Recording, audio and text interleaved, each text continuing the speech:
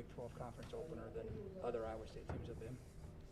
Yeah, I think really we've all been in this situation before as far as, going on the road and trying to, really just have momentum going into the Big 12 play and stuff. So we've all been here. I feel like in 2019 it was the same thing. Going into Baylor, early in the season against a good defense. They got a good, well-coached team. And so it's almost like the same thing, Last time we didn't go out and we didn't start off hot until really the end of the game.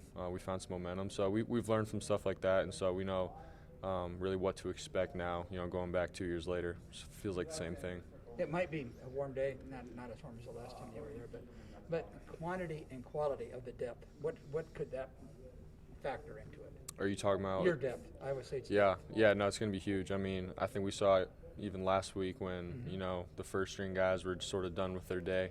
We got guys that can come in and play and compete, and so I feel like all offseason we've been talking about the depth that we've got and stuff, and then Saturday we finally got to see it. And so these guys have been competing at practice and stuff, getting ready, and then, when their number gets called in the game, they were ready on Saturday. So on Saturday, this Saturday, it's going to be the same thing. If someone goes down or if we need a young guy to step up, the guys are ready, I think they proved that on Saturday. They can go and play college football. And so we're excited about it, and they'll be ready to roll. X was just talking about going into last week's game with a little more sense of fun. How do you kind of create that sense going into a game as opposed to, after winning big? Yeah, really last week, that's what we just wanted to find was that sense of urgency, some joy for the game, the love of the game. And I feel like we found it. We went out to Vegas. We went out a day early, and we just focused on each other, focused on, what we have to do that game, but having fun at the end of the day. And so for this game, it's no different. The opponent is different, but same mindset for us as far as going out, playing our game, and having fun and playing for each other rather than, focus on the outcomes, the results, and being consumed by what other people think of us, stuff like that. So that's our mindset going into this game. How much did you guys talk about, it's a long season, there's a lot that can change over the course of week to week. How do you guys approach that? Yeah, I mean, the older guys have talked about it time and time again to our team, really last week especially, but the past couple of years we start off a little slow and then we start finding ourselves as the season goes on. And so that's really been our message to the whole team, really just to focus on each other, have fun, and it's going to come. Everything is going to come each week. We're going to get better each week. That's just how we've played the past couple of years, and hopefully, we can eliminate the mistakes and all that kind of stuff. You don't want to be playing your best football at the end of the season. It's got to be from, this moment moving forward. So that's where we're at.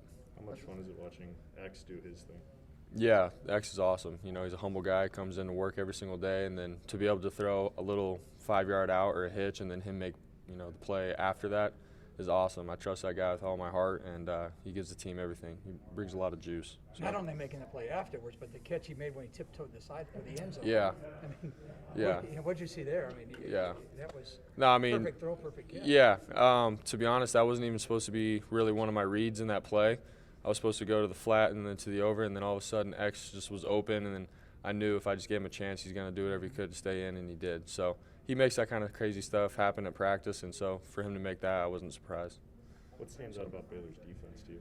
They're hard, working guys. They're really well coached, and they fly around the field. I think out of all the teams that we play, they look like the most, physical and most, speed across the board.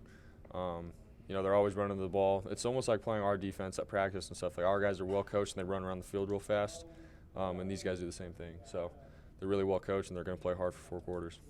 Coach Campbell said he was really impressed with the way Charlie handled his injury, given the shape he got himself in. Like maybe when you're a younger player, you might grind so hard you're going to be 75% all year, but he's got himself back to close to 100. How has he impressed you that way as a fellow experienced, mature guy on this team? Yeah, I mean, I'm just so glad to see Charlie just mature off the field and stuff. He's a guy, after, the Iowa game, he was, the guy that got the offense together, told us, what our expectations are as players, not for anybody outside of the walls. And so he got everyone on the right track on the offense. Everyone respects him. Obviously in the offseason, he's done everything to change his body physically to be like an NFL tight end. And we're seeing that every Saturday. So I trust that guy every single down.